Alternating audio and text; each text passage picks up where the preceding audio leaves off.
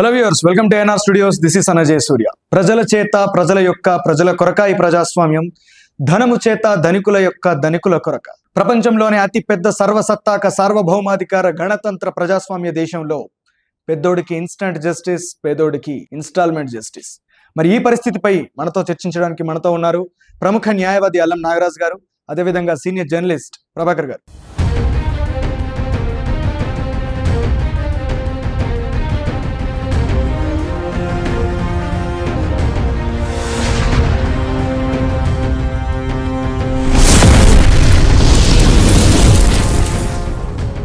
నమస్కారం సార్. నమస్తే. అప్పుడు మీ లోపల ఉన్నటువంటి నాయకత్వ లక్షణాలు, అంత రెబలిజం మీ లోపల ఉంది. సో మీరు పోలీస్ వ్యవస్థలో ఇవ్వడలేకపోయారు అక్కడ. అంటే ఒక్క విషయం నా యొక్క సందేహం ఏంటంటే, ఇప్పుడు అమెరికా అనేది మాత్రమే ఈ ప్రజాస్వామ్యాన్ని ప్రతిపాదించింది అని మనం అబ్రహాం లింకన్ ద్వారా మనకు అక్కడ మొట్టమొదటిసారి అమెరికా ప్రతిపాదించింది. అక్కడ ప్రజాస్వామ్యం పరిడవిల్లి అగ్రదేశంగా ఈరోజు నిలబడ్డది అమెరికా. అక్కడ పోలీసింగ్ వ్యవస్థ కేవలం కేసులు నమోదు చేయడానికి మాత్రమే కాకుండా ఎవరికి హెల్ప్ కావాలన్నప్పటికీ కూడా ముందు అంబులెన్స్ కంటే కావచ్చు, మిగతా వాళ్ళ కంటే కావచ్చు పోలీస్ కాల్ చేస్తారు. పోలీసుని అక్కడ ఫ్రెండ్లీ పోలీసింగ్ అనేది ఎక్కువగా ఉంటుంది. ఈరోజు భారతదేశంలో భయపడతారు. ఉద్యోగంలో స్వాతంత్రం లేదు. మీరు అన్నారు ఇప్పుడు నేను ప్రశ్నించే గొంతుకన అయ్యి ఉంటే ఒక రాడికల్ వ్యవస్థలో తిరిగినటువంటి నేను పోలీస్ వ్యవస్థలోకి వెళ్ళడంతో నేను ఏబీవీపీ ఆర్గనైజేషన్లో ఒక ప్రశ్నించే గొంతుగా ఉన్నటువంటి మీరు అక్కడ పోలీస్ వ్యవస్థలో ఇవ్వలేకపోయారు. అంటే అక్కడ స్వాతంత్రం అనేది లేదనేది మీ మాటల ద్వారా స్పష్టంగా అర్థమవుతోంది. అంటే ప్రజాస్వామ్యంలో ఆ పార్టీ స్వాతంత్రం లేకపోవడం ఏంటి ఒక ప్రభుత్వ ఉద్యోగంలో? అంటే వాళ్ళకి ఏదో మాట్లాడిండ్రు పోలీసుల గురించి. పోలీసులలో ఎవ్వరు కూడా మాట్లాడలే. నేను కూడా అనేక ఇంటర్వ్యూలలో, డిబేట్లలో ఉన్నా.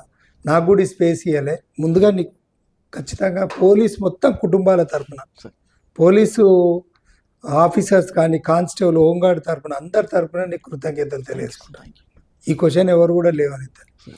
వేరే దేశాల పోలీసింగ్ వేరు, మన దేశంలో ఉన్నటువంటి పోలీసింగ్ వ్యవస్థ వేరు. పోలీసింగ్ వ్యవస్థ మొత్తం బాసిజం.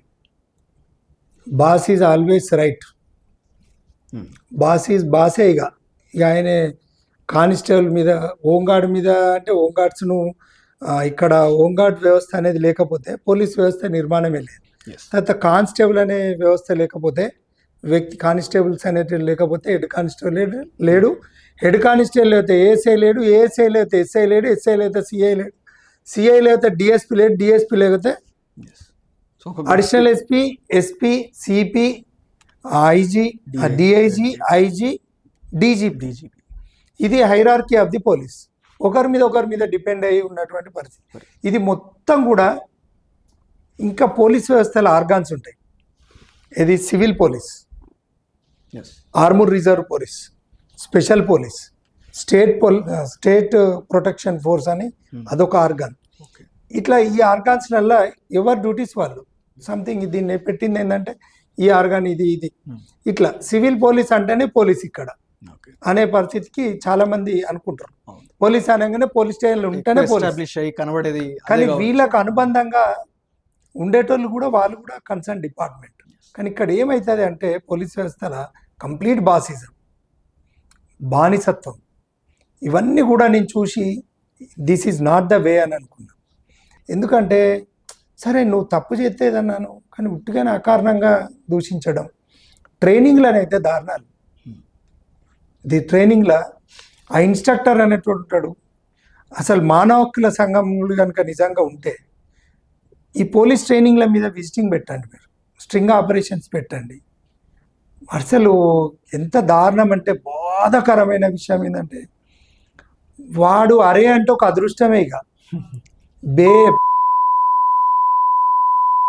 విషయం ఏంటంటే వాడు ఆఫ్టర్ ఆల్ గాడు క్వాలిఫికేషన్లో కానీ, పర్సనాలిటీలో కానీ, ఆర్గనైజేషన్లో కానీ ఇంత చదువుకొని ఒక పేదింటి బిడ్డగా పుట్టడం ఈ దౌర్భాగ్యమా అని అనిపించి 9 నెలలు నా జీవితంలో నేను నేర్చుకున్న గుణపాఠం ఏంటంటే, వ్యక్తి పట్ల నిర్మాణం ఏ విధంగా ఉండాలి, సమాజం పట్ల నిర్మాణం ఏ విధంగా ఉండాలి అనేది నాకు ఆ ట్రైనింగ్లో అట్లా నేర్చుకున్నాను నేను.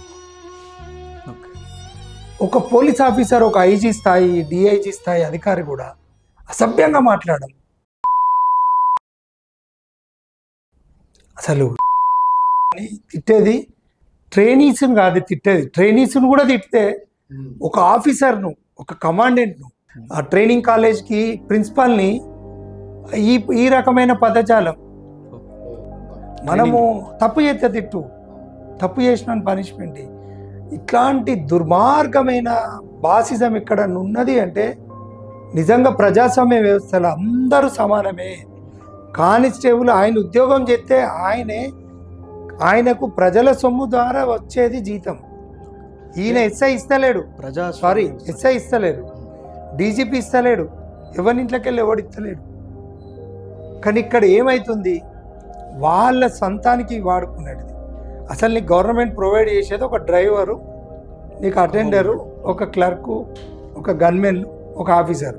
కానీ వాళ్ళ ఇళ్ళల్లో, ఒక పోలీస్ ఆఫీసర్ ఇళ్ళల్లో ఎంతమంది ఉద్యోగులు పెళ్ళానికి ఉంచుకున్న దానికి ఉన్నటువంటి పరిస్థితులలో ఎక్కడ పడితే అక్కడ ఉన్నటువంటి బొమ్మార్దికి ఒక ఓడు, బావలకు ఓడు, ఈ ఉన్నటువంటి పరిస్థితులలో ఈ ఇంట్లో పనులు హోంగార్డ్లను అయితే దారుణంగా వాళ్ళు కూడా ఒక వ్యక్తులే, వాళ్ళకు కూడా ఒక సమానత్వం ఉన్నది. ఇవన్నీ అసలు ఘోరం. కానీ ఇన్ని చూపించిన ఈ వ్యవస్థల నాయకులు, పాలకులు పరిపాలకులు, వాళ్ళు బాస్. ప్రజాస్వామ్య వ్యవస్థలో ప్రజల చేత పాలించబడేది కూడా మరి ఈ హోంగార్డులు కాదా? వాళ్ళ గురించి, వాళ్ళ జీతభత్యాల గురించి పట్టించుకున్నట్టు లేడు. వాళ్ళ జీతం సరిపోతుందా? కానిస్టేబుల్కు జీతం సరిపోతుందా? ఒక పోలీస్ ఆఫీసర్కు జీతం సరిపోతుందా? ఈ రకంగా పాజిటివ్గా చూస్తే ఈ రకంగా ప్రజాస్వామ్య వ్యవస్థల ఇక్కడ ఉన్నటువంటి పరిస్థితుల ట్రైనింగ్ కాలేజీల మీద ఖచ్చితంగా నిఘా పెట్టాలి.